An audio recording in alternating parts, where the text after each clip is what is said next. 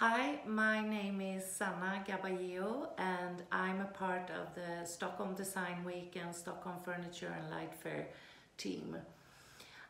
Today we have gathered some of our Scandinavian friends in the design and architecture community for a discussion on the topic Scandinavian design and the future post-COVID-19. Almost every day we in the team get the question how we think Stockholm Design Week is affected by these challenging times, and we think that on a creative level we have a lot to look forward to. History has shown that creativity benefits from crisis, so the variation of what we will see in February 2021 might even be greater than usual. However, what we all have learned during this period is that we have no control over the future. The conditions look good for us to be able to carry out Stockholm Design Week in February 2021, and we are looking forward to see you all here in Stockholm. Since we can't meet in real life, we initiated this design relay where the designers ask each other questions about their thoughts on the topics. So here is my baton. I will pass it on to Sanna. Sanna, I know this is not a baton, but this was the closest I could get. Sanna from Note Design Studio, I will ask you, what to you constitutes Scandinavian design?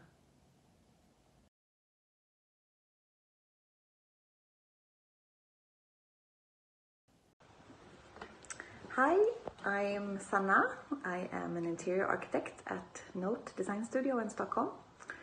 The question we were asked was, what to you constitutes Scandinavian design? To us, Scandinavian design as a definition is too wide. There are a lot of differences between the Scandinavian countries that people might not think of or be aware of. As for us, we're Swedish designers, we're working in a global context, and what defines us is our belief that every voice has a value and needs to be heard, and that collaboration is the way forward. And also by trusting innovation with an open mind, that's also a way to move forward. And there's an ongoing movement throughout this country based upon the belief that we're building our future together, step by step, to make our world more sustainable, hopefully more aesthetic and usable for us and coming generations. That to us is the Swedish part of Scandinavian design. Now, our question goes to Anja Septon. Anja, how do you think COVID-19 will change Scandinavian, or if you prefer, Swedish design?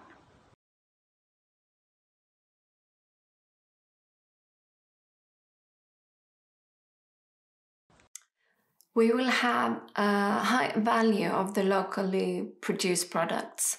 We will probably see new ways of exporting and producing our products. Companies that are coming together in collaboration using each other's factories instead of exporting their products in between the countries. That would provide us with a lot of new knowledge, a faster way of finding new materials, and above all, probably provide those companies that suffer quite hard from COVID-19 with work.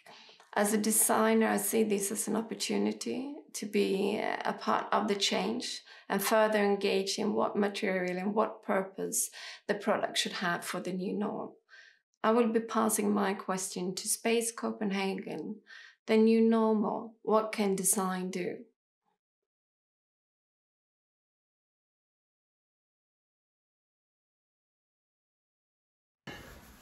Hi there, I'm Peter. And I'm Signe. We're from Space Copenhagen. Design a new normal. It's very difficult to sort of be prophetic about the future and what's going to happen. But what do you think, Signe? Well, I think coming from where we come from, Scandinavia, I think maybe one of the reasons why Scandinavian sort of approach still resonates is because it's somehow grounded in a very disciplined humanism. And I think in these times, I think that's something that we can really draw from as architects. Don't you think? I think you might be right. I think it's I mean, especially in our branch of design, it's probably more of a holistic nature.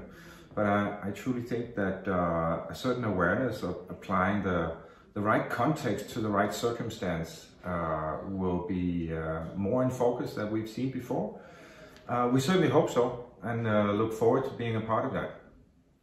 Yeah. Short answer. Thank you. But completely agree. Next on our topic list is a question for mass production. It is, what can we learn from this period in time? That's all from us for now. Bye. Thanks a lot. Bye.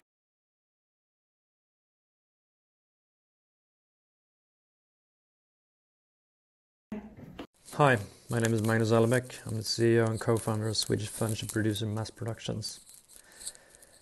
Thank you Space Copenhagen for sending that question over to me. What can we learn from this period in time? A few things came to my mind. Globalization in all its glory. But it seemed to me that in order to be less vulnerable in situations like this, we need to focus more on the mid-size industries close to our markets. Here in Sweden, the politicians have been neglecting the mid-size industries for so long. And I think it's time to see the value with them. Luckily enough, Mass Productions have a handful of really good sub-suppliers close by that have been able to help us through the crisis without any supply chain problems at all. Second thing, which is probably the silver lining to this massive cloud, is maybe we need to slow down a bit and reflect a bit more often on what we're doing and where we're heading. We were talking about this early this year with the I'm Slow manifesto, but it's become even more obvious now that we need to think twice before producing something. With this said, I'd like to pass a question on to Katrin Olina. What habits and elements will you keep once we're back to something we could call normal again? Thank you. Goodbye.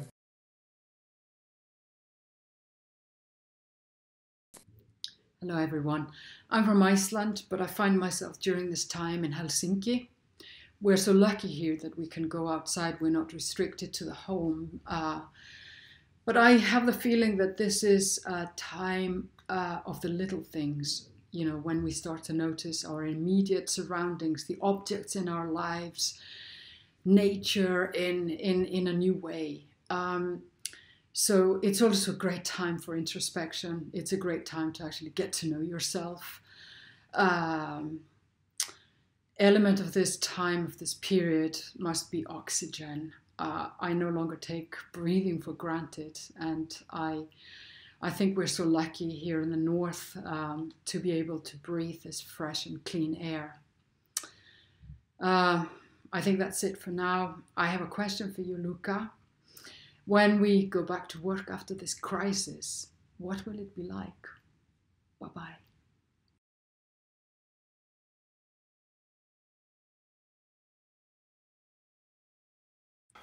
When we are going back to work after the crisis, I think one of the most interesting things will be to see how the trade show that all of us we were attending will change. I'm quite sure that will be very different also the way that we need to meet people. Probably we need to book a meeting into the booth of our client, and probably there will be a lot of different things. And I think it will be very interesting to see how the company will develop different strategy also in attending this kind of situation. I I'm also very interested to see how the sustainability can play a greater part in the design after the COVID. And I would love to ask this question to my friend of Formas with Love.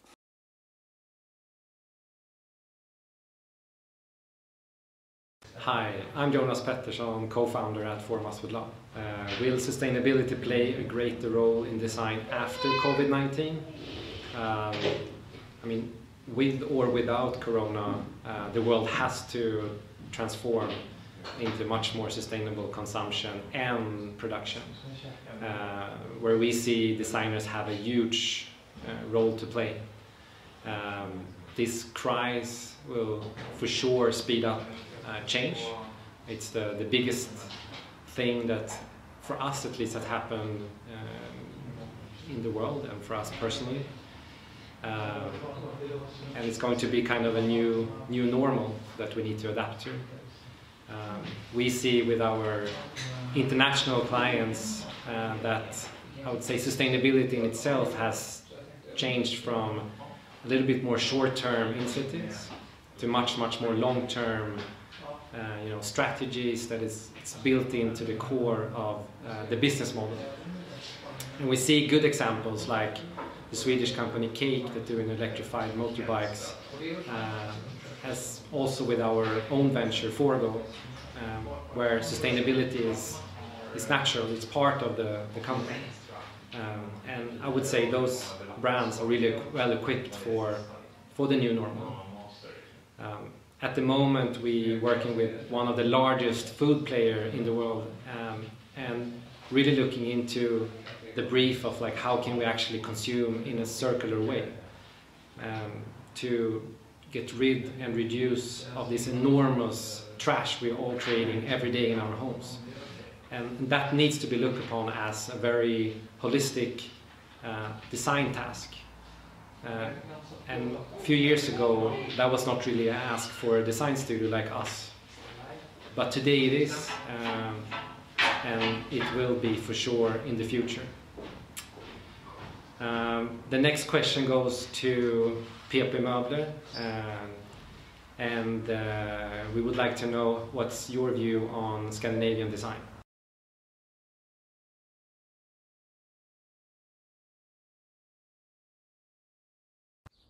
Hi, my name is Kasper Petersen. I'm the third generation master of craftsman of PP Möbler in Denmark. What to me constitutes Scandinavian design? Well, I think Scandinavian design has many phases, but the one I think is the most important for Scandinavian design is the connection to craftsmanship. With craftsmanship and design, we can make objects that are usable and desirable and so well made so that they will last for many years to come. This chair is made out of wood. It's a piece of oak, and it ages very well, even if it's just naturally treated. Such a piece of wood like this will be desirable for decades to come. This, I think, is a good way to pay respect for the nature that we source our raw materials from. We have to use the forests. We have to use them carefully, but we have to use them because it's much better to use forest and to harvest trees than to use plastic. Thank you so much for being a part of the Design Relay.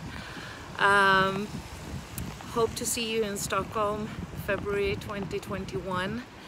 Until then, we say bye.